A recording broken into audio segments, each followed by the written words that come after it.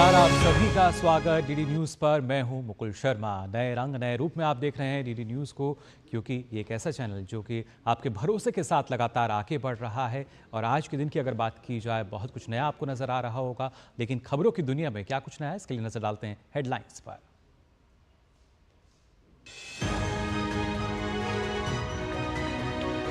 नए रंग नए तेवर में आज से नजर आ रहा है डीडी न्यूज़ चैनल। भरोसा है सच के साथ। इस हेडलाइन के साथ आप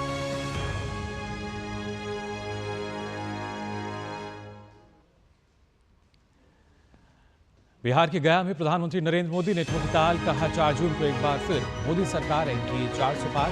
आज ही पूर्णिया के बाद बंगाल में भरेंगे हुंकार।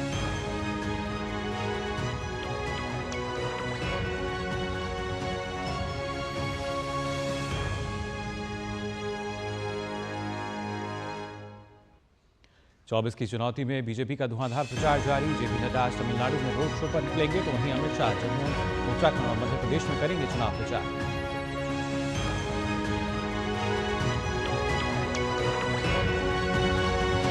मैनपुरी में दिलचस्प हुआ चुनाव। बीएसपी ने बदला प्रत्याशी, शिव प्रसाद यादव को दिया टिकट। वहीं डिंपल यादव आज भरेंगी पर्चा।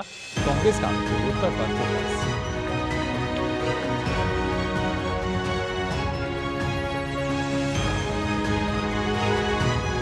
राशि देने के मामले में डोनाल्ड ट्रंप के खिलाफ आपराधिक मुकदमे में पहले दिन की सुनवाई पूरी। जज ने न्यूयॉर्क शहर के दर्जनों संबंधित जूरी सदस्य को किया खारिज।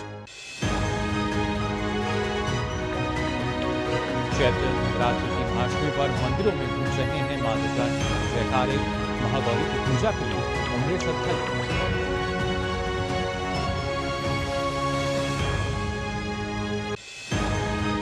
और आईपीएल में आज कोलकाता नाइट राइडर्स का राजस्थान रॉयल्स से का मुकाबला। मैच जीतकर टॉप पर मौजूद कोलकाता को पछाड़ने की होगी राजस्थान की कोशिश।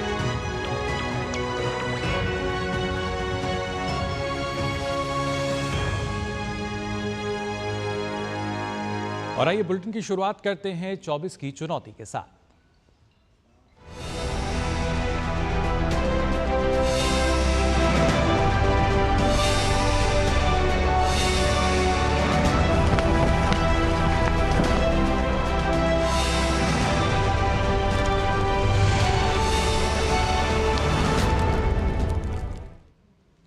प्रधानमंत्री नरेंद्र मोदी आज बिहार और पश्चिम बंगाल के दौरे पर हैं। लोकसभा चुनाव के इस दौर में एनडीए के पक्ष में प्रचार करने के लिए पीएम मोदी सबसे पहले बिहार के गया पहुंचे।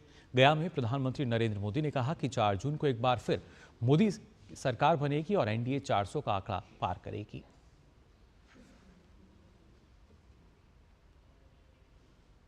ये चुनाव विकसित भारत, विकसित बिहार के उसी संकल्प का चुनाव है। गया की धरती पर उमड़ा ये जन सैलाब, ये अपार जन समर्थन, आपका ये उत्साह साफ बता रहा है कि फिर एक बार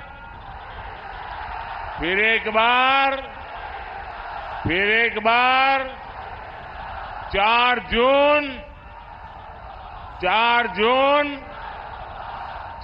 जून।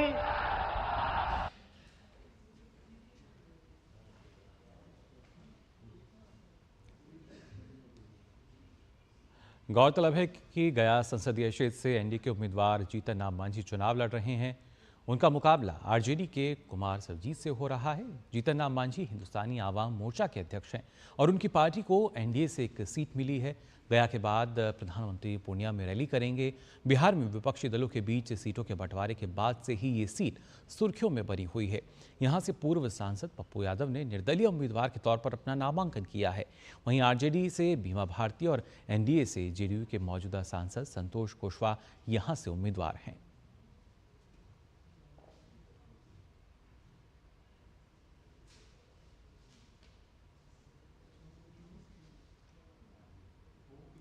बिहार में 2 चुनावी रैली करने के बाद प्रधानमंत्री नरेंद्र मोदी पश्चिम बंगाल के लिए रवाना हो जाएंगे। यहां दोपहर 2:30 बजे उनकी सबसे पहली रैली वलूर घाट में होगी। दक्षिण दिनाजपुर जिले का वलूर घाट वो इलाका है जहां पश्चिम बंगाल बीजेपी के अध्यक्ष सुकांत मजूमदार चुनावी मैदान में डटे हैं।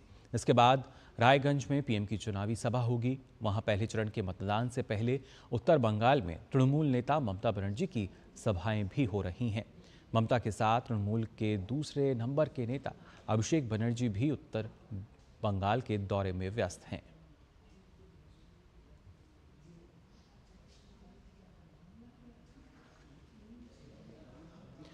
बहुजन समाज पार्टी ने लोकसभा चुनाव के लिए उम्मीदवारों की 5वीं सूची जारी की है। सूची में 11 उम्मीदवारों के नाम हैं। मैनपुरी सीट से सपा प्रत्याशी और सांसद डिंपल यादव के खिलाफ बसपा ने अपना उम्मीदवार बदला है। गुलशन देव शाक्य का टिकट काट दिया गया है। उनकी जगह शिव प्रसाद यादव को टिकट दिया गया है।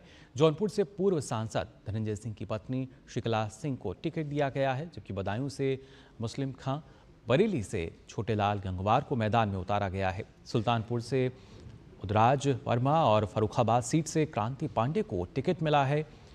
बांदा से मयंक द्विवेदी और डुमरियागंज से ख्वाजा शमसुद्दीन चुनाव लड़ेंगे। इसके साथ ही बलिया से ललन सिंह यादव, गाजीपुर से सपा प्रत्याशी और सांसद अफजाल अंसारी के सामने उमेश कुमार सिंह चुनाव लड़ेंगे।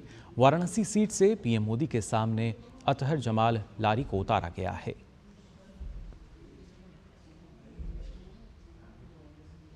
और वहीं जैसा हमने आपको बताया, समाजवादी पार्टी के नेता डिंपल यादव आज अपना नामांकन पत्र दाखिल करेंगी। डिंपल मैनपुरी सीट से चुनाव लड़ रही हैं। उनके साथ अखिलेश यादव भी होंगे। कन्नौज से लगातार 2 बार सांसद वो रह चुकी हैं डिंपल, और 2022 में मैनपुरी से लोकसभा सांसद चुनी गई।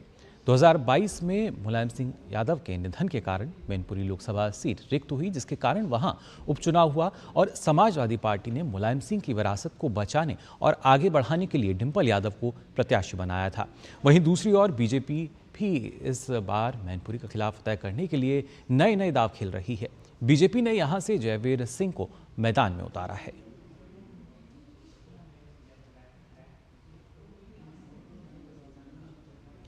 गुना से बीजेपी के प्रत्याशी और केंद्र में मंत्री ज्योतिरादित्य सिंधिया आज अपना नामांकन दाखिल करेंगे, लेकिन उससे पहले सिंधिया ने हनुमान मंदिर में पूजा की। आज उनके नामांकन दाखिल करने के समय उनके साथ मुख्यमंत्री डॉक्टर मोहन यादव, भाजपा प्रदेश अध्यक्ष विष्णुदत्त शर्मा, पूर्व मुख्यमंत्री शिवराज सिंह चौहान समेत तमाम दिग्गज नेता मौजूद होंगे। गुना से कांग्रेस ने पंकज कनेरिया को मैदान में उतारा है।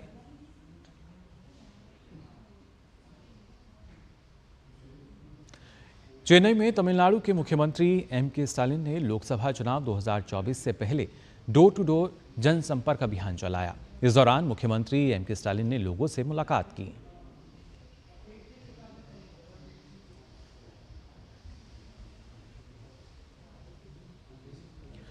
लोकसभा चुनाव को लेकर सभी राजनीतिक पार्टियों का चुनाव प्रचार चरम पर है। भाजपा के राष्ट्रीय अध्यक्ष जेपी नड्डा आज तमिलनाडु के दौरे पर रहेंगे। इस दौरान भाजपा अध्यक्ष राज्य में 3 रोड शो करेंगे।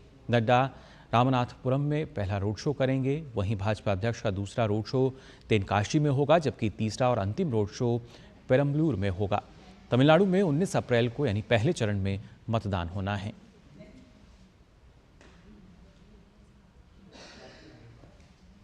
वहीं केंद्रीय मंत्री और वरिष्ठ भाजपा नेता अमित शाह आज जम्मू कश्मीर, उत्तराखंड और मध्य प्रदेश में चुनावी रैली करेंगे। अमित शाह सबसे पहले जम्मू के पलौरा में जनसभा करेंगे। इसके बाद अमित शाह का उत्तराखंड के कोटद्वार में चुनावी रैली करने का कार्यक्रम है। बाद में अमित शाह मध्य प्रदेश के छिंदवाड़ा में रोड शो करेंगे। वहीं दूसरी ओर विपक्षी गठबंधन के चुनाव प्रचार ने भी अब जोर पकड़ लिया है। खासतौर से कांग्रेस अध्यक्ष मल्लिकार्जुन खड़गे आज नागालैंड में चुनावी प्रचार करते दिखाई देंगे। वो दीमापुर में एक चुनावी सभा को संबोधित करेंगे। वहीं कांग्रेस महासचिव प्रियंका गांधी आज अगरतला के दौरे पर रहेंगी। इस दौरान वो इंडी गठबंधन के प्रत्याशी के पक्ष में पूर्व और पश्चिम त्रिपुरा लोकसभा सीट में चुनावी रैली करेंगी। प्रियंका गठबंधन के उम्मीदवार के पक्ष में एक रोड शो भी करेंगी, जो शहर के अधिकांश क्षेत्रों को कवर करेगा।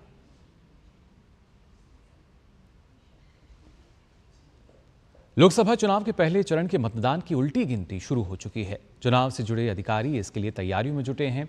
पारदर्शी और शांतिपूर्ण ढंग से चुनाव संपन्न कराने के लिए नक्सल प्रभावित इलाकों में खास सावधानी बरती जा रही है। इसी कड़ी में छत्तीसगढ़ के बीजापुर में मतदान दल हेलीकॉप्टर से नक्सल प्रभावित इलाकों के लिए रवाना हो रहे हैं। सुरक्षा को देखते हुए निर्णय लिया गया था। छत्तीसगढ़ की 11 लोकसभा सीट पर 19 अप्रैल, 26 अप्रैल और 7 मई को यानी 3 चरणों में मतदान होगा। बस्तर एकमात्र सीट है जहां 19 अप्रैल को पहले चरण में मतदान होगा। वहीं छत्तीसगढ़ के नारायणपुर में लोकसभा चुनाव के पहले चरण के मतदान के लिए तैयारियां जोर शोर पर हैं। आज यहां के संवेदनशील 33 मतदान केंद्रों पर मतदान दल को हेलीकॉप्टर से भेजा गया है। इन इलाकों में नक्सल गतिविधियों और किसी तरह की गलती ना हो, इसे ध्यान में रखते हुए 4 हेलीकॉप्टर लगाए गए हैं। निर्वाचन पदाधिकारी ने बहुत अच्छी व्यवस्था की है, सभी के लिए स्वल्पाहार की व्यवस्था की है। कल शाम से हम लोग आए हैं, सबके रहने की व्यवस्था हुई है और सभी को निर्देश दिया गया है कि शांतिपूर्ण चुनाव संपन्न कराना है और जिला प्रशासन का बहुत अच्छा सहयोग है। लोकसभा चुनाव से पहले महाराष्ट्र के गढ़चिरौली जिला में मतदान दल हेलीकॉप्टर से नक्सल प्रभावित इलाकों के लिए रवाना हो रहे हैं। आज कुल 48 बूथों के लिए हेली ड्रॉपिंग होनी है। यहाँ के लिए ईवीएम और पोलिंग दलों को हेली ड्रॉप किया जा रहा है। ये सभी बूथ संवेदनशील और अति संवेदनशील इलाकों में आते हैं। गढ़चिरौली में 19 अप्रैल को पहले चरण में मतदान होना है। गढ़चिरौली पुलिस अधीक्षक नीलोत्पल ने कहा कि जिन इलाकों में मतदान दल का सड़क मार्ग से जाना जोखिम भरा है, वहां हेलीकॉप्टर के जरिए पोलिंग पार्टी जा रही हैं।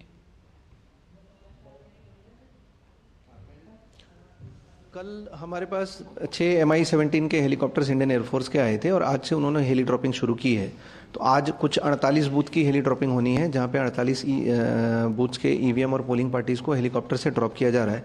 ये सभी ठिकान संवेदनशील और अति संवेदनशील एरिया में आते हैं और आज, कल और परसों ये 3 दिन जो संवेदनशील और अति संवेदनशील ठिकान है जहाँ से रोड पे जाना थोड़ा रिस्की है, वो सभी जगह पे हम ईवीएम और ईवीएम की पोलिंग पार्टीज दोनों को इंडियन एयरफोर्स के हेलीकॉप्टर से ड्रॉप कर रहे हैं। और आइए बात करते हैं उत्तराखंड की, जहां 5 लोकसभा सीटों के लिए 19 अप्रैल को मतदान किया जाएगा। इस बीच पौड़ी गढ़वाल लोकसभा सीट पर मुकाबला बेहद दिलचस्प बना हुआ है। यहां भाजपा प्रत्याशी अनिल बलूनी और कांग्रेस प्रत्याशी गणेश गोदयाल के बीच सीधे तौर पर कांटे की टक्कर देखी जा रही है। इस बीच डीडी न्यूज संवाददाता चंद्रशेखर ने गढ़वाल के शहर श्रीनगर में मतदाताओं से ये जानने का प्रयास किया कि वह कितने मुद्दों को ध्यान में रखते हुए अपने मताधिकार का प्रयोग करेंगे।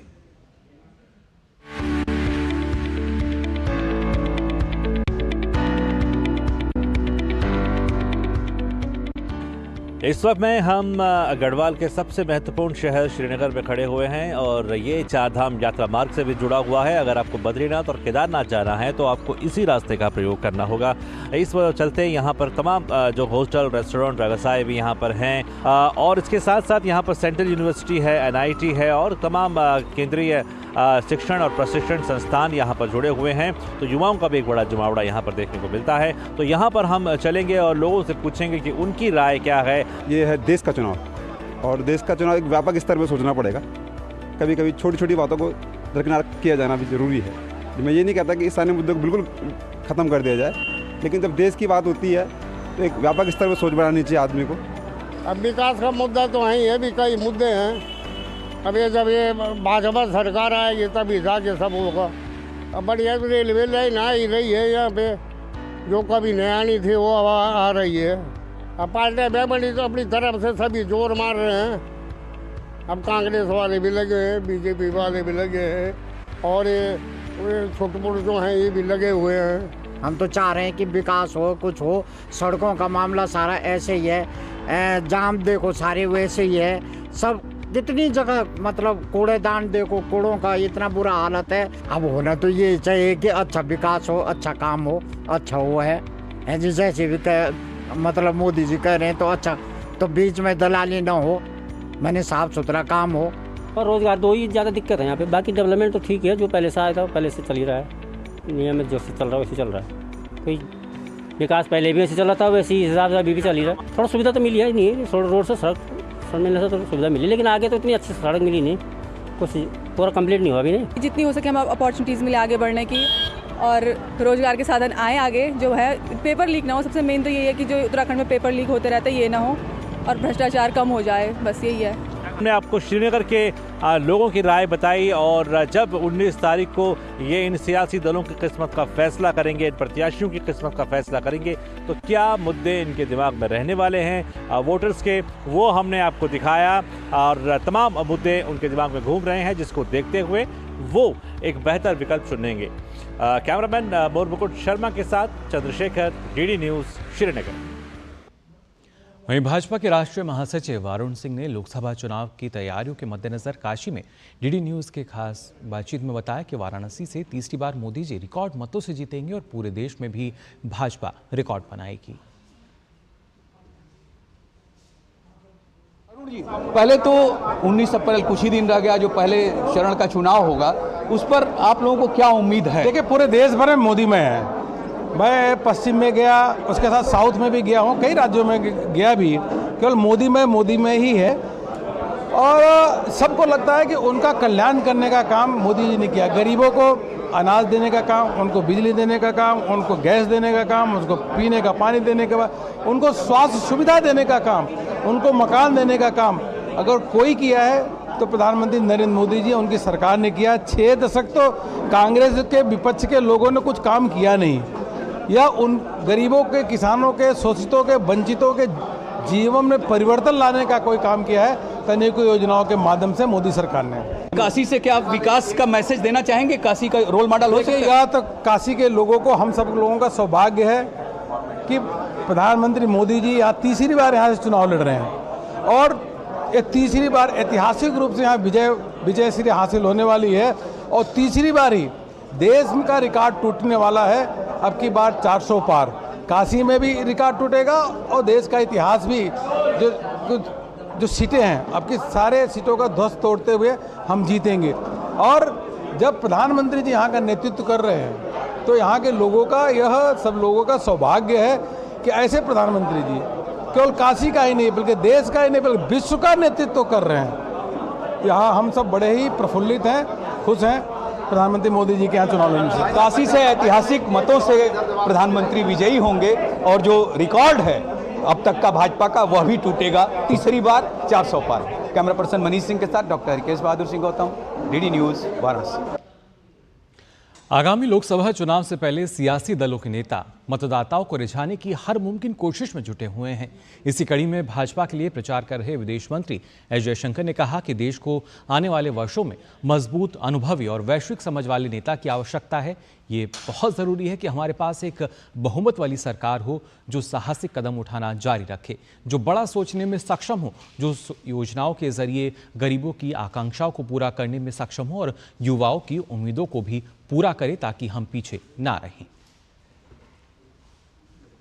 It's very important that we have a government with a strong majority which will continue to carry out reforms, which will take bold measures, which will be able to think big, which will be able to meet the aspirations of the poorest persons through the yojanas, but also the aspirations of the youth, so that we are not left behind, so that the industries which are rest of the world, because we are today moving into an age of AI and chips and electric vehicles and solar. So for this age, there is a lot of new opportunities there. We believe that a forward-looking government which will look not only 5 years but has a pathway beyond, this government should have its hands strengthened. Prime Minister Modi must have his hands strengthened by more members of parliament from different parts of India. 19 अप्रैल को लोकसभा चुनाव के पहले चरण में ही नागालैंड की seat पर मतदान होगा। इस सीट पर कांग्रेस से एस सुपोंगबेरेन जमीर, एनडीडीपी से डॉक्टर चुम्बिन मरी और निर्दलीय उम्मीदवार हीथोंग तोंगो लोथा के बीच मुकाबला है। आइए देखते हैं तपस भट्टाचार्य की एक खास रिपोर्ट।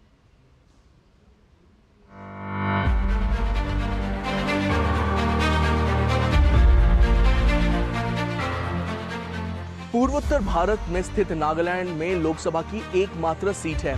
19 अप्रैल को लोकसभा चुनाव के पहले चरण में ही नागालैंड की सीट पर मतदान होगा। 2019 के लोकसभा चुनाव में नेशनल डेमोक्रेटिक प्रोग्रेसिव पार्टी या फिर एनडीपीपी बीजेपी गठबंधन ने इस सीट पर कांग्रेस को हराया था। नागालैंड में 16 प्रशासनिक जिले हैं, जिसमें करीब 17 प्रमुख जनजातियां और विभिन्न उप जनजातियां निवास करती है, जिनमें सभी जनजातियों के अनोखे रीति रिवाज, भाषा और पोशाक है। नागालैंड की करीब 85% से अधिक आबादी आजीविका के लिए कृषि पर निर्भर है।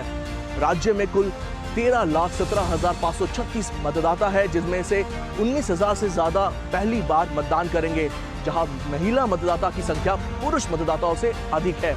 इसके अलावा नागालैंड में 85 वर्ष से अधिक आयु के करीब 22,140 वरिष्ठ नागरिक और 6,600 से अधिक विकलांग व्यक्ति भी शामिल हैं। 2024 के लोकसभा चुनाव में क्या होने की उम्मीद है?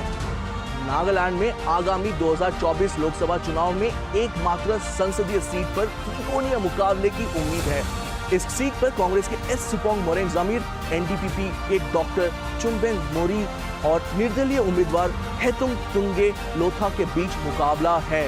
कांग्रेस की राज्य इकाई के अध्यक्ष और पूर्व विधायक जमीर पहली बार लोकसभा का चुनाव लड़ने जा रहे हैं। मोरी भी पहली बार ही लोकसभा का चुनाव लड़ेंगे। वही बहुमुखी व्यक्तित्व के धनी लोथा पहले नेशनल पीपल्स पार्टी के बैनर तले 2019 का लोकसभा चुनाव लड़ चुके हैं। राजनीतिक कदम के तौर पर भाजपा ने इस बार नागालैंड में अपने सहयोगी के उम्मीदवारों को समर्थन दिया है। कैमरा पर्सन नवीन के साथ मैं तापस भट्टाचार्य, दूरदर्शन समाचार, कोहिमा, नागालैंड से।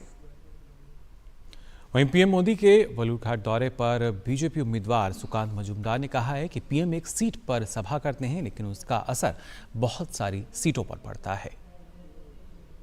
प्रधानमंत्री जी कोशिश कर रहे हैं कि हर सीट पे हो जाए, और आज वो बालूरघाट में भी आ रहे हैं।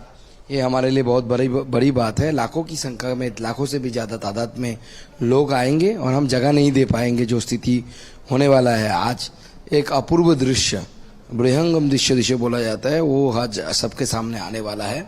और ये मोदी मैजिक है, और मोदी मैजिक आज बालूरघाट में दिखेगा। इस बार पहली बार वो आ रहे हैं, मतलब इस लोकसभा इलेक्शन में। इससे पहले वो 19 में भी आए थे, लेकिन दूसरे प्रांत में आए थे, लेकिन बालूरघाट में पहली बार आ रहे हैं।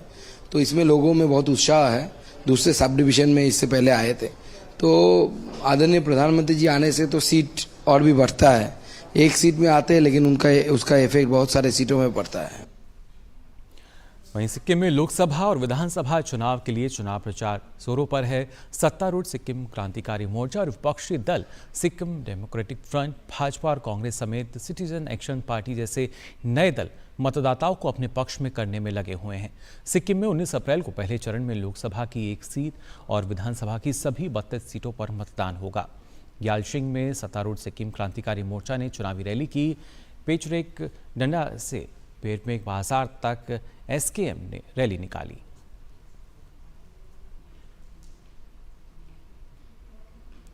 तो 24 की चुनौती में जो इससे संबंधित खबरें हैं उसमें बस उतना ही, और इसके अलावा बहुत कुछ है खबरों में, उसकी जानकारी भी आपको देंगे। लेकिन फिलहाल रुक रहे हैं एक छोटे से ब्रेक के लिए।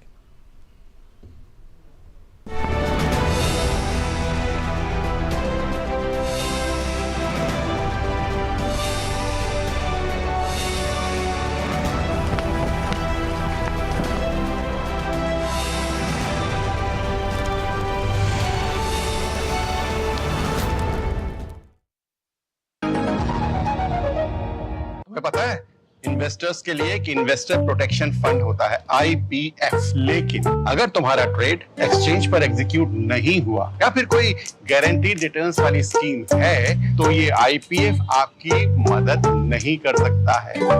और अगर आपका ब्रोकर ही डिफॉल्टर बन जाए तो फिर IPF आपको कॉम्पेंसेशन दिला सकता है। कहां से सीखा? NSE की साइट पर। सोच कर, समझ कर, इन्वेस्ट कर।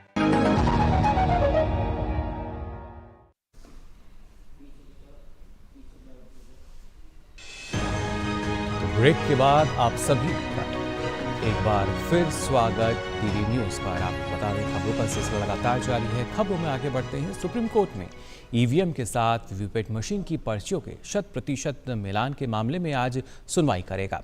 पिछले हफ्ते एडीआर की ओर से पेश वकील प्रशांत भूषण ने याचिका पर तुरंत सुनवाई की मांग की थी, जबकि वरिष्ठ वकील गोपाल शंकर नारायणन ने कहा था कि चुनाव नजदीक है और अगर मामले की सुनवाई नहीं हुई तो याचिका निरर्थक हो जाएगी। जस्टिस MM सुंदरेश और वेला M त्रिवेदी के साथ एक स्पेशल स्पेशल बेंच का हिस्सा जस्टिस संजीव खन्ना ने कहा कि अदालत स्थिति से अवगत है और अगले हफ्ते मामले की सुनवाई करेगी।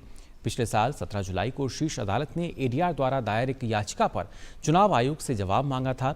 इस याचिका में एडीआर ने चुनाव आयोग और केंद्र को यह सुनिश्चित करने के लिए निर्देश देने की मांग की है कि मतदाता वीवीपैट के माध्यम से यह सत्यापित कर सकें कि उनका वोट जो है वो रिकॉर्ड रूप में गिना गया है।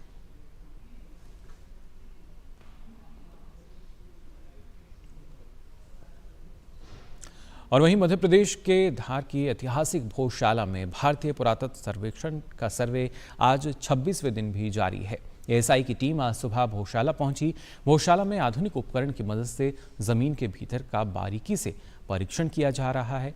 कल 25वें दिन एएसआई की टीम ने आधुनिक उपकरणों के जरिए वैज्ञानिक पद्धति से करीब 9 घंटे काम किया। पिछले 2 से 3 दिनों की अगर बात की जाए तो एएसआई की टीम हवन कुंड और इसके आसपास लगातार परीक्षण कर रही है।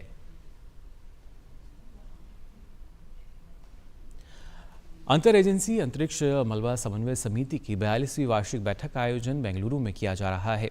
आईएडीसी का प्राथमिक उद्देश्य अंतरिक्ष मलबे पर सूचना का आदान प्रदान करना है। बैठक के उद्घाटन के अवसर पर इसरो के अध्यक्ष एस सोमनाथ ने सदस्य देशों को संबोधित किया। इस मौके पर उन्होंने इसरो द्वारा चलाए जा रहे अभियानों की जानकारी देते हुए बताया कि मौजूदा समय में हमारी कक्षा में 54 अंतरिक्ष यान हैं। As far as ISRO is concerned, we have a very clear laid out program in space exploration, space utilization in the coming days.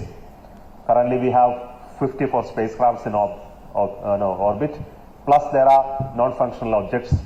But we have been taking very careful action on wherever it is possible to dispose of or remove the space objects from its active role once it is over, to deorbit and bring it to a safe location has been one of the important topics that we have been taking action all throughout.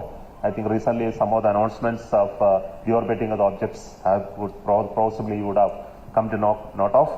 And this will continue. I think we want to make sure that for all the spacecraft that we are likely to launch in the future, we will be taking actions to make sure that we deorbit and also bring it to safe location. वहीं अमेरिकी राष्ट्रीय सुरक्षा सलाहकार Jake Sullivan ने पश्चिम Asia में बढ़ते तनाव के कारण भारत का अपना दौरा टाल दिया है। जैक सुलिवन 17 अप्रैल को भारत के दौरे पर आने वाले थे। अमेरिकी दूतावास के प्रवक्ता ने कहा है कि एनएसए जैक सुलिवन अगली संभावित तारीख पर महत्वपूर्ण और उभरती प्रौद्योगिकियों पर पहल की वार्षिक समीक्षा बैठक के लिए उत्सुक हैं।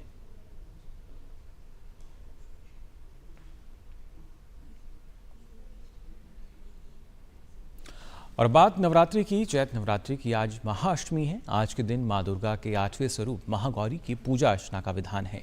महाअष्टमी पर आज सभी मंदिरों में सुबह से जयकारे गूंज रहे हैं। घरों में कलश की स्थापना की जा रही है। नवरात्रि में मां दुर्गा की पूजा विशेष कल्याणकारी मानी जाती है। आदि शक्ति मां दुर्गा की कृपा प्राप्त करने के लिए नवरात्रि का समय बेहद शुभ माना गया है। इस दिन कन्या पूजन का खास महत्व है। महाअष्टमी पर कई धार्मिक अनुष्ठान और भंडारे भी किए जाते हैं। फिलहाल देश भर के अलग अलग मंदिरों में जो पूजा अर्चना है वो भी जा रही है और जो भक्त हैं लगातार दर्शन करने के लिए मंदिरों में पहुंच रहे हैं।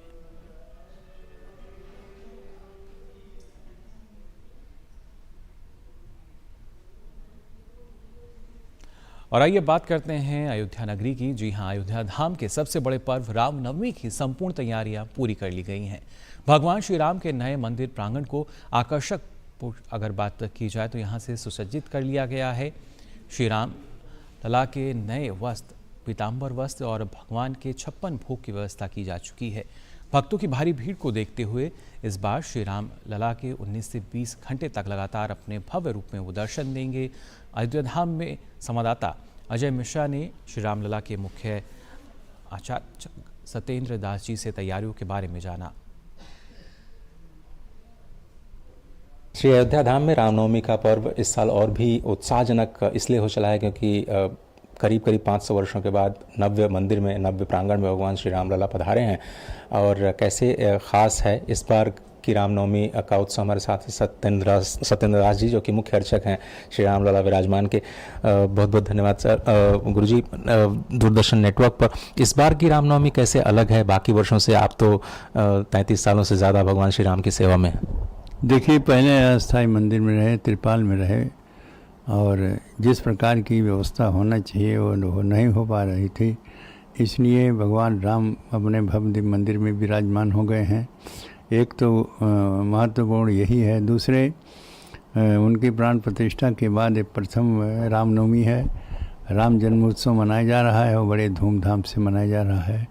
और इस प्रकार से मनाया जा रहा है कि मंदिर को खूब अच्छी प्रकार से सजा दिया गया है, और सजाने के बाद उनके भोग की व्यवस्था हो गई है। उनके पीले वस्त्र को धारण कराया जाएगा, और साथ साथ जो प्रसाद है वो भोग के रूप में लगाया जाएगा, जिसमें पंजीरी है, मिष्ठान है, फल है और पंचमेवा है, साथ ही साथ पंचामृत है। ये सारी व्यवस्थाएं हैं, और जो 56 प्रकार के भोग हैं वो भी लगाया जाएगा। और इस वर्ष का यही दिखाया जाएगा कि भगवान राम का जो उत्सव है गत वर्षों की अपेक्षा बहुत ही श्रेष्ठ, बहुत उत्तम, बहुत ही भव्य दिव्य रूप में मनाया जा रहा है। धन्यवाद महाराज जी। तो इस वर्ष का जो रामनवमी का अवसर है श्री अयोध्या धाम के वासियों के लिए तो बहुत ही अनोखा होने जा रहा है, लेकिन जैसे महाराज बता रहे हैं कि अगर आप नहीं आ पा रहे हैं बहुत अत्यधिक भीड़ की वजह से, तो आप जहाँ पर हैं वहीं पर श्री राम लला के दर्शन, स्मरण और पूजन का कार्यक्रम कर सकते हैं। और दूरदर्शन ने विशेष तैयारियाँ की हैं, 100 जगह यहाँ पर अयोध्या में LED लगा के, और पूरे देश और दुनिया में तो हम सजीव प्रसारण जरूर ही इस अद्भुत दृश्य का करेंगे ही। कैमरामैन योगेश तिवारी के साथ अजय मिश्र, DD न्यूज़, श्री अयोध्या धाम। वहीं काशी विश्वनाथ मंदिर में भारी संख्या में श्रद्धालु पहुंचकर दर्शन कर रहे हैं। और पहले के विश्वनाथ मंदिर और आज के विश्वनाथ मंदिर की अगर तुलना करके कहें तो ये काफ़ी अद्भुत है, जिसे यहाँ के सांसद और देश के प्रधानमंत्री ने ऐसा भव्य रूप दिया है। और काशी विश्वनाथ न्यास की व्यवस्था भी सराहनीय है। इसका जायजा लिया हमारे सहयोगी हरिकेश बहादुर सिंह गौतम ने। काशी विश्वनाथ धाम में हूँ। ये वो लोग हैं जो दर्शन कर चुके हैं, कुछ तो काशी से हैं और कुछ गुजरात से। बहुत अच्छा एक्सपीरियंस है, बहुत अच्छा अनुभव है, शांति मिलती है। महादेव से बड़ा तो कोई है नहीं, तो वहाँ यहाँ पे आना मतलब कि साक्षात भगवान के दर्शन करना, तो यहाँ से आना अच्छा तो और कहीं लगता ही नहीं है। यहाँ का अरेंजमेंट भी परफेक्ट है, ऑलवेज परफेक्ट। जो ये कॉरिडोर आप देख रहे हैं, ये हम लोग इतने खुशनसीब अपने आप को महसूस करते हैं कि हम लोगों के सामने बना हुआ है। कई पुश्ते जो आएंगे वो तो देखेंगे ही, लेकिन ये जो कॉरिडोर बना हुआ है ये हम लोगों के सामने बना हुआ है। और पहले इतना जो आप देख रहे हैं चीज़ नहीं था। पहले पतला पतला गली था, इसमें सब कुछ आना जाना था, लोग आते जाते थे। लेकिन अब यहाँ पे बहुत सारी सुविधा आपको मिल रही है, जैसे कि मोबाइल जमा करना हो गया तो इमें करेंगे आप, पानी उनी का, लाइट वाइट, सारा सिस्टम आपका यहाँ पे एकदम सुरक्षित, और इसमें यहाँ पे कोई दिक्कत नहीं है। यहाँ पे जो व्यवस्था है बहुत अच्छी है व्यवस्था, बहुत अच्छी है। दर्शन भी अच्छे से हुए हमारे, बहुत ही अच्छा दर्शन किया। भगवान के दर्शन इतने अच्छे हुए, काशी विश्वनाथ की जय ऐसा बोलने को मन करता है। पूरा परिसर इतना बढ़िया है, इतनी लाइट है, पूरा माहौल ऐसा अच्छा कर दिया मोदी जी ने कि पूछो ही मत। जो पहले का जो काशी थी, हमने 4 साल पहले मैं जो आया था काशी में, और आज का जो मैं काशी देख रहा हूँ बिल्कुल अलग है। बिल्कुल व्यवस्था इतनी बढ़िया है, कोई दिक्कत नहीं है, बहुत अच्छा है। मैं तो फर्स्ट टाइम आई हूँ तो मुझे तो बहुत अच्छा लगा। मैं हरिद्वार और सब जाके आई हूँ, तो मुझे यहाँ की जो मैनेजमेंट है वो बहुत अच्छी लगी। मतलब बैठने का मन करता है कि नहीं चलो यहाँ पे रुकते हैं, 2-3 घंटे बैठते हैं, ऐसे ही मंदिर के सामने बैठते हैं, वो सब अच्छा लगता है। मतलब कॉरिडोर भी अच्छा बनाया है वो सब। जितने भी लोग आए हुए हैं वो गुजरात से और काशी के, सारे लोगों का यही मानना है कि अच्छी व्यवस्था है। अब जो बन गया है विश्वनाथ धाम अपने आप में अद्भुत है, और सुविधाएं भी ऐसी हैं जिसकी ये तारीफ कर रहे हैं, खासतौर से जो लोग यहाँ पे कर्मी हैं और सिक्योरिटी वालों की। Doctor Harikesh Bahadur Singh Gautam, DD news, Kashi Vishwanath Dham, Varanasi.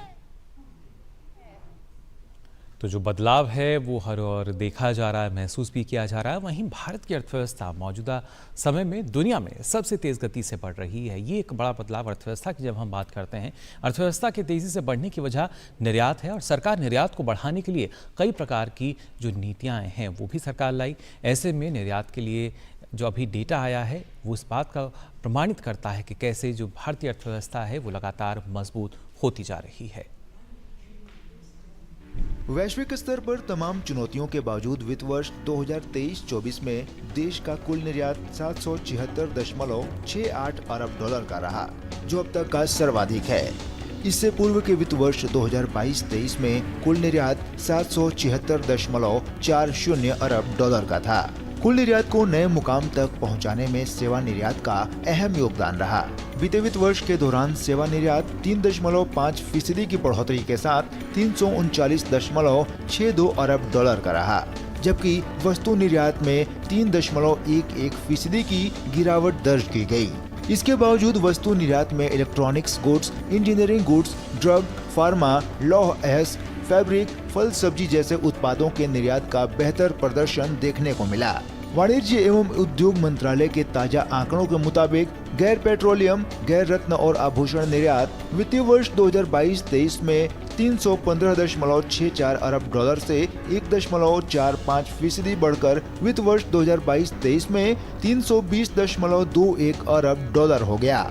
इस दौरान इलेक्ट्रॉनिक्स सामान का निर्यात 23.64% बढ़कर 29.12 अरब डॉलर हो गया, जो कि वित्त वर्ष 2022-23 में 23.55 अरब डॉलर का था। दवाओं और फार्मास्यूटिकल्स का निर्यात 9.67% बढ़कर 27.85 अरब डॉलर हो गया, जो वित्त वर्ष 2022-23 में 25.39 अरब डॉलर का था।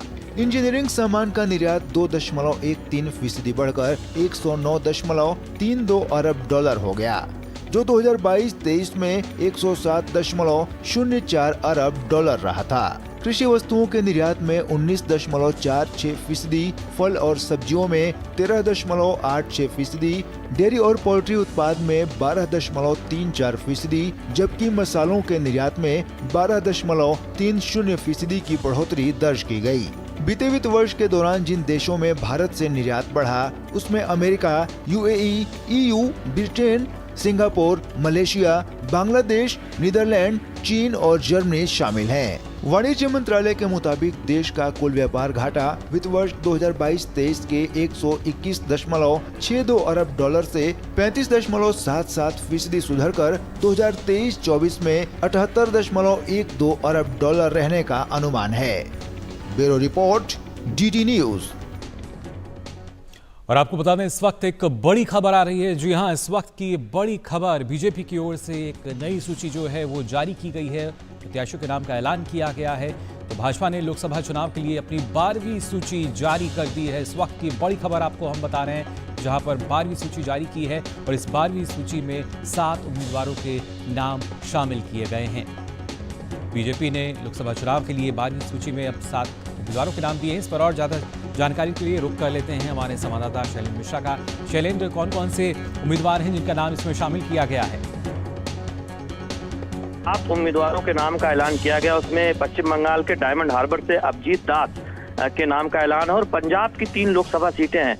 होशियारपुर से अनीता सोम प्रकाश और बठिंडा से परमपाल कौर सिद्ध, ये आईएएस हैं और हमने देखा है कि 2 दिन पहले ही भारतीय जनता पार्टी में शामिल हुई और उन्हें बठिंडा से बीजेपी ने उम्मीदवार बनाया है। तो आज जो सूची आई है उसमें 3 लोकसभा सीटें हैं पंजाब राज्य से, इसमें बठिंडा से है, होशियारपुर से है और इसके अलावा एक और सीट है सतारा की जो महाराष्ट्र की सीट है, वहां से छत्रपति उदयनराजे भोसले, ये दरअसल छत्रपति शिवाजी के वंशज परिवार से माने जाते हैं। सतारा से उनको चुनाव मैदान में उतारा गया। अगर उत्तर प्रदेश की बात करें तो फिरोजाबाद से ठाकुर विश्वदीप सिंह, चूंकि फिरोजाबाद सीट पर उम्मीदवार के नाम का ऐलान एक तरह से उस पर इंतजार हो रहा था कि बीजेपी उस पर कब उम्मीदवार के नाम का ऐलान करेगी।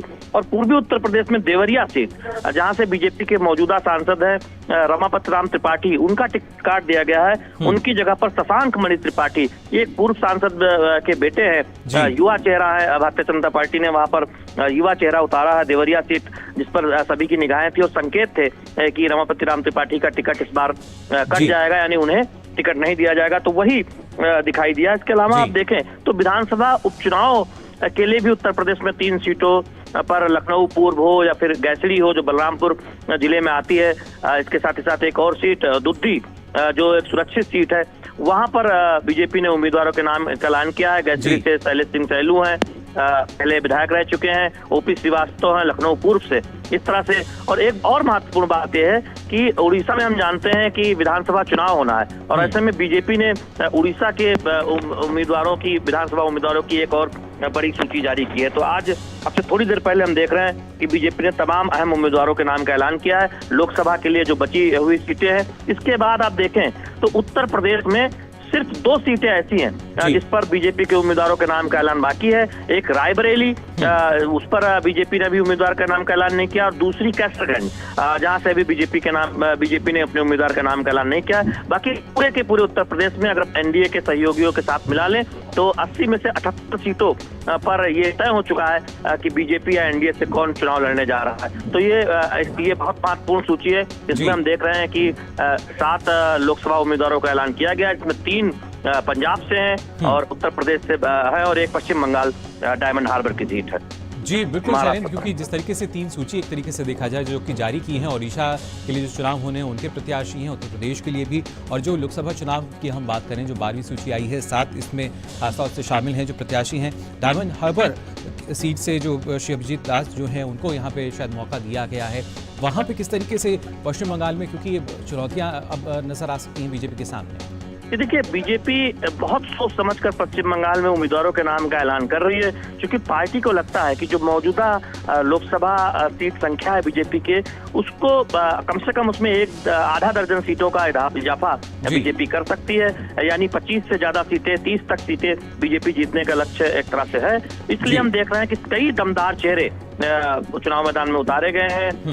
कई मौजूदा चेहरे हैं या चर्चित नाम है, इसके साथ साथ नए नाम भी है। तो आप पश्चिम बंगाल की पूरी बीजेपी की सूची देखें, चाहे आप तमाम मौजूदा सांसदों का नाम देखते हैं जो कहीं ना कहीं से चुनाव जीत कर आए हैं, इसके साथ ही साथ नए चेहरे हैं जो जिन्हें मैदान में उतारा गया। तो पश्चिम बंगाल बीजेपी के रणनीति के लिहाज से बहुत महत्वपूर्ण, और आज भी डायमंड हार्बर जो आज सूची है उसमें एक सीट पर उम्मीदवार के नाम का ऐलान किया गया। बिल्कुल, तो ये इस वक्त की बड़ी खबर बता रहे थे हमारे संवाददाता शैलेंद्र मिश्र। बहुत बहुत शुक्रिया आपका इस महत्वपूर्ण जानकारी के लिए। तो बीजेपी की तरफ से जो सूची है वो जारी की गई है। और आइए अब सीधा रुख करते हैं केरल के कोझिकोड का, जहां राहुल गांधी एक जनसभा को संबोधित कर रहे हैं। Another businessman given a road contract of thousands of crores, and immediately after getting the road contract, he pays the BJP in electoral bonds. മറ്റൊരു വ്യവസായിക്ക് ആയിരക്കണക്കിന് കോടി രൂപ വിലയുള്ള കരാറ്, ഒരു റോഡ് കോൺട്രാക്ട് കരാർ അനുമതി നൽകി. അത് കിട്ടിയതിനു ശേഷം ഏതാനും ദിവസങ്ങൾക്ക് ശേഷം ബിജെപിക്ക് കോടിക്കണക്കിന് പൈസയാണ് ഇലക്ട്രൽ ബോണ്ടിലൂടെ ആ വ്യവസായം നൽകിയത്. Sometimes in small towns, in the streets, there are people who extort money.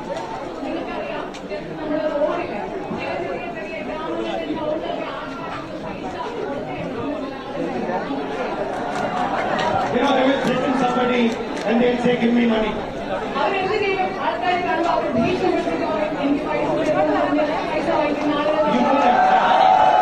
You know that in every town there are 5 people here, in every street there will be somebody who threatens somebody, say, I'll break your legs if you don't give me money.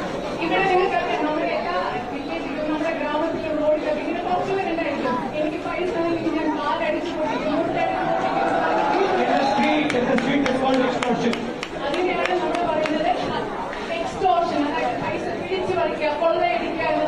How do you say extortion? No, in Malayali, how do you say? Malayali.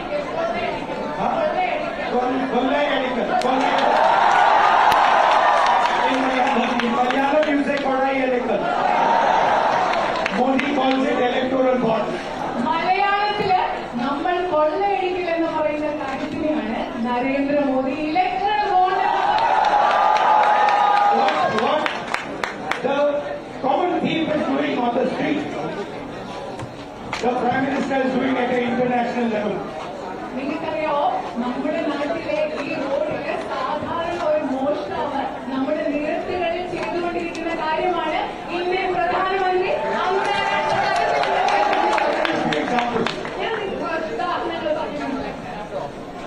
Most famous airport in India is Mumbai Airport.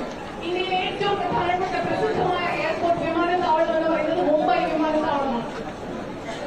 The owner of the Mumbai Airport got a CBI inquiry. Suddenly got a CBI inquiry. Mumbai എയർപോർട്ടിലെ വിമാനത്താവളത്തിന്റെ ഉടമസ്ഥന് പെട്ടെന്ന് ഒരു CBI അന്വേഷണം വന്നു. After a few days. तो केरल के चुनावी दौरे पर हैं राहुल गांधी और वहीं लोगों को संबोधित कर रहे थे, उनसे मुखातिब हो रहे थे।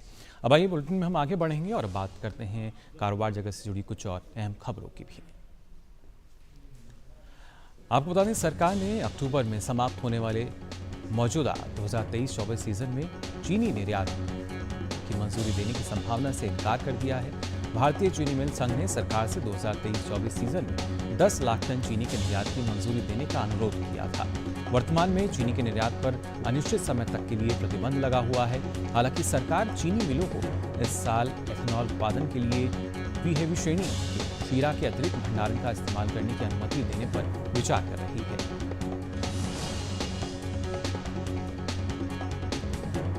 अमेरिकी कार कंपनी टेस्ला भारत में अपने पहले शोरूम के लिए लोकेशन की तलाश रही है। जगह कंपनी मुंबई और दिल्ली में अपना पहला शोरूम खोलने का विचार कर रही है। टेस्ला इसी साल से भारत में अपनी कारों की बिक्री शुरू करना चाहती है। ये जो काम है, इसके लिए कंपनी ने भारत के निर्यात के लिए जर्मनी के अपने प्लांट में राइट हैंड ड्राइव कारों का प्रोडक्शन शुरू कर दिया है।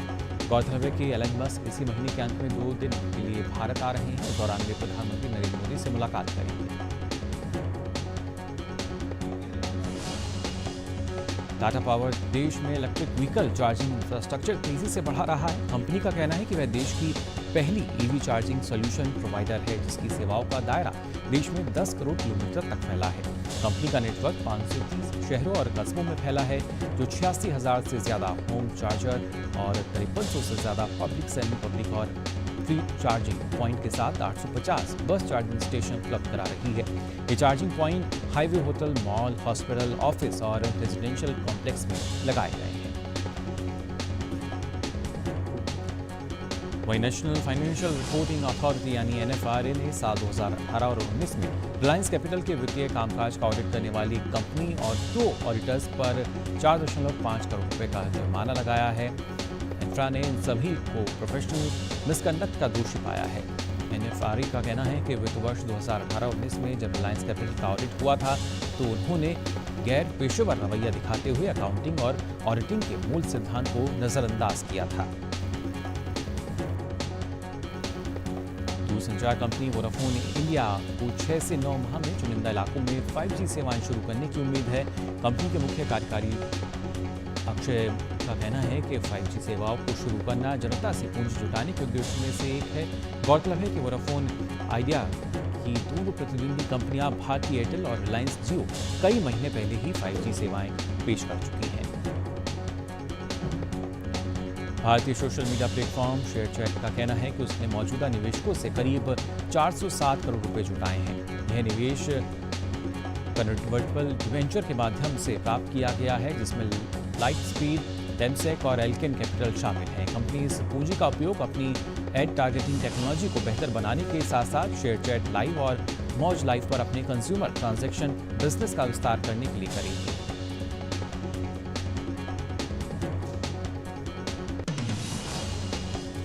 वहीं अमेरिका का कहना है कि भारत दुनिया का सबसे बड़ा लोकतंत्र है और हमारे लिए महत्वपूर्ण रणनीतिकार है। ये बात अमेरिका के विदेश विभाग के प्रवक्ता मैथ्यू मिलर ने कही है। उन्होंने एक सवाल के जवाब में भारत और अमेरिका के संबंधों पर बातचीत करते हुए ये बात कही।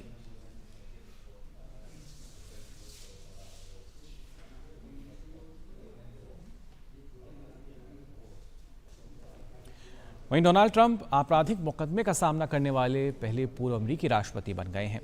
पहले दिन सुनवाई के दौरान मुकदमे में न्यायाधीश ने न्यूयॉर्क शहर के दर्जनों संभावित जूरी सदस्यों को खारिज कर दिया, जिन्होंने कहा था कि वे निष्पक्ष रूप से ये तय नहीं कर सकते हैं कि 2024 के रिपब्लिकन राष्ट्रपति पद के उम्मीदवार ने अवैध रूप से एक पॉर्न स्टार को गुप्त धन के भुगतान को छुपाया था या नहीं। ट्रंप मैनहट्टन अदालत में एक पॉर्न स्टार को गुप्त धनराशि से भुगतान करने के आरोप का सामना करने के लिए उपस्थित हुए थे। यह मामला नवंबर में होने वाले राष्ट्रपति चुनाव को वापस जीतने की उनकी कोशिश में व्यवधान पैदा कर सकता है। पहले दिन की सुनवाई पूरी होने के बाद डोनाल्ड ट्रंप ने मामले में खुद को निर्दोष बताया और कहा कि ये चुनाव में हस्तक्षेप करने के लिए है। ट्रंप ने ट्रायल में भाग लेना उनका आवश्यक है, जो मई तक चलने की उम्मीद है। जूरी चयन में लगभग 1 सप्ताह लगने की उम्मीद है, इसके बाद गवाही होगी।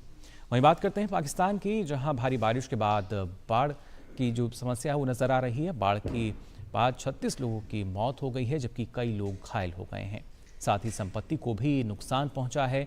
उत्तर पश्चिमी खैबर पख्तूनख्वा प्रांत में भारी बारिश के बाद कई घर ढह गए। और खैबर पख्तूनख्वा में कम से कम 8 लोगों की मौत हुई है। मरने वालों में 3 पुरुष, 1 महिला और 4 बच्चे भी शामिल हैं, जबकि 12 अन्य घायल हो गए हैं। क्षेत्र में लगभग 85 घर क्षतिग्रस्त हो गए हैं। वहीं दक्षिण पश्चिमी बलूचिस्तान प्रांत में 7 लोगों की मौत हुई है। बिजली गिरने के बाद 5 लोगों की मौत हुई और 2 की छत गिरने के बाद मौत हुई। मध्य पंजाब प्रांत की बात करें तो बिजली गिरने के बाद यहां 7 बच्चों सहित 21 लोगों की मौत हो गई। 5 अन्य लोग घायल हो गए। पाकिस्तान के प्रधानमंत्री शहबाज शरीफ ने अपने संवेदना व्यक्त की और कहा कि उन्होंने राष्ट्रीय आपदा प्रबंधन प्राधिकरण के अध्यक्ष को प्रभावित क्षेत्रों में सहायता भेजने के लिए प्रांतीय आपदा प्रबंधन प्राधिकरण के साथ समन्वय करने के लिए कहा है। और आइए अब समाचारों में बात करते हैं खेल की खबरों की तरफ रुख कर लेते हैं। खासतौर से आईपीएल यानी इंडियन प्रीमियर लीग की अगर हम बात करें तो आज कोलकाता नाइट राइडर्स की भिड़ंत राजस्थान रॉयल्स से होगी। ये मैच ईडन गार्डन्स में खेला जाएगा। मौजूदा सीजन की बात करें तो केकेआर ने अभी तक खेले गए अपने 5 मैचों में से 4 में जीत हासिल की है। श्रेयस अय्यर की अगुवाई वाली टीम 8 अंकों के साथ अंक तालिका में दूसरे नंबर पर मौजूद है। दूसरी ओर संजू सैमसन की राजस्थान रॉयल्स ने अपने 6 मैचों में से 5 में जीत दर्ज की है। आरआर पूरे 10 अंकों के साथ तालिका में पहले स्थान पर कब्जा जमाए हुए है। ऐसे में आज दोनों टीमों के बीच कड़ी टक्कर देखने को मिल सकती है। वहीं आईपीएल में कल खेले गए मैच में सनराइजर्स हैदराबाद ने रॉयल चैलेंजर्स बेंगलुरु को 25 रनों से हरा दिया। इस हाई वोल्टेज मैच में हैदराबाद ने पहले बल्लेबाजी करते हुए निर्धारित 20 ओवर में 3 विकेट खोकर 287 रनों का बड़ा स्कोर खड़ा किया था। हैदराबाद के लिए ट्रेविस हेड ने 102 रन और हेनरिक क्लासेन ने 67 रन की विस्फोटक पारी खेलकर हैदराबाद को आईपीएल के इतिहास का सबसे बड़ा स्कोर खड़ा करने में मदद की। विशाल लक्ष्य का पीछा करने उतरी आरसीबी की टीम 20 ओवर में 7 विकेट पर 262 रन ही बना सकी और मैच गंवा दिया। सनराइजर्स हैदराबाद के लिए कप्तान पैट कमिंग ने 43 रन देकर 3 विकेट चटके। वहीं बांग्लादेश की राजधानी ढाका में होने वाली special Olympic south Asia 7 side unified football प्रतियोगिता के लिए सोमवार को भारतीय टीम की सेंड ऑफ सेरेमनी दिल्ली में आयोजित हुई। इस प्रतियोगिता को लेकर स्पेशल ओलंपिक भारत के कार्यकारी निदेशक वीरेंद्र कुमार महेंद्रू ने उम्मीद जताई कि भारतीय टीम का प्रदर्शन इस प्रतियोगिता में उम्मीदों के अनुरूप रहेगा। साथ ही उन्होंने कहा कि स्पेशल एथलीट्स के विकास में भी इस तरह का आयोजन अहम भूमिका निभाएगा। बहुत ही इम्पॉर्टेंट है हमारे जो स्पेशल एथलीट्स हैं उनकी डेवलपमेंट के लिए। और इस टूर्नामेंट की बात करें तो ये 7 साइड टूर्नामेंट है जो ढाका में हो रहा है, जिसमें बहुत सारी एशिया की और भी कंट्रीज़ की टीम हैं जो पार्टिसिपेट कर रही हैं। और हमारी तैयारी इसके लिए बहुत ही अच्छी है। पिछले करीब 5-6 दिनों से हमारा यहाँ प्रेपरेटरी कैंप चल रहा है मनोरचना यूनिवर्सिटी में, और हमारे कोचेज़, हमारे फिजियोज़, उन्होंने काफ़ी मेहनत की है हमारे खिलाड़ियों के साथ। और आई एम श्योर कि ये जैसे बहुत सारे टूर्नामेंट पहले भी हमारे बच्चे खेलते रहे हैं, ये टूर्नामेंट भी एक उनके एक मनोबल को, एक उनके कॉन्फिडेंस को काफ़ी उनके हेल्प करेगा उनको स्ट्रॉन्ग करने के लिए। तो जाना आपने किस तरीके से खबरों की दुनिया में जो प्रमुख खबरें हैं उनसे रूबरू हमने आपको कराया समाचार में। लेकिन फिलहाल देश और दुनिया की जो तमाम खबरें हैं उनके लिए नए रंग में, नए रूप में आप देखते रहिए डीडी न्यूज़। मुझे दीजिए अनुमति। नमस्कार।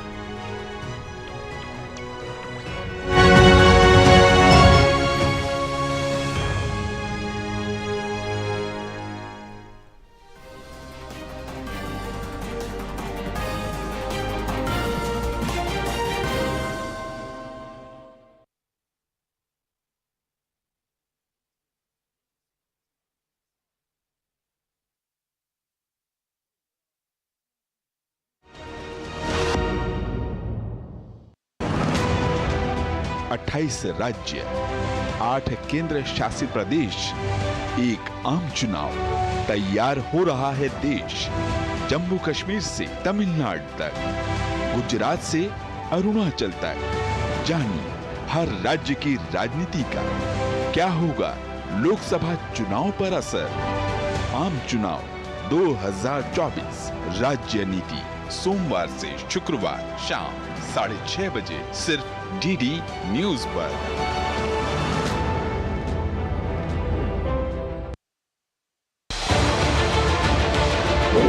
उत्तर से दक्षिण तक, पूर्व से पश्चिम तक, देश हो या दुनिया की खबर है तो पड़ताल जरूरी है। देखिए हमारे साथ मेरे पीछे भारत की सबसे एजेंडा भारत का है और किस तरह से एक नई इस वक्त लोगों को अगर स्वरोजगार से आपने तो इसमें सोमवार से शुक्रवार दोपहर 3 बजे सिर्फ डीडी न्यूज पर।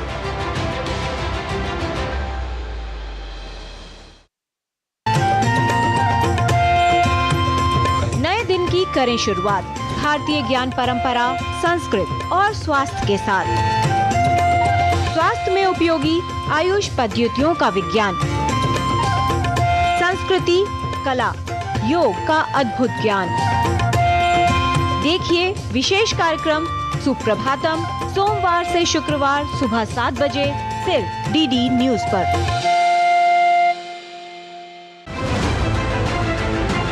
दुनिया की सबसे तेज रफ्तार और 5वीं सबसे बड़ी अर्थव्यवस्था, विश्व स्तर के बुनियादी ढांचे, भारत की फिनटेक क्रांति की कहानी मेक इन इंडिया और स्टार्टअप इंडिया की सफलता की, आर्थिक जगत की सुर्खियां, आम आदमी के लिए क्या है मायने, शेयर बाजार और दूसरे फाइनेंशियल मार्केट्स के तमाम अपडेट्स, कारोबार जगत की बड़ी खबरों का सटीक और सरल विश्लेषण। देखिए इकोनॉमी टुडे सोमवार से शुक्रवार सुबह 9:30 बजे सिर्फ डीडी न्यूज पर।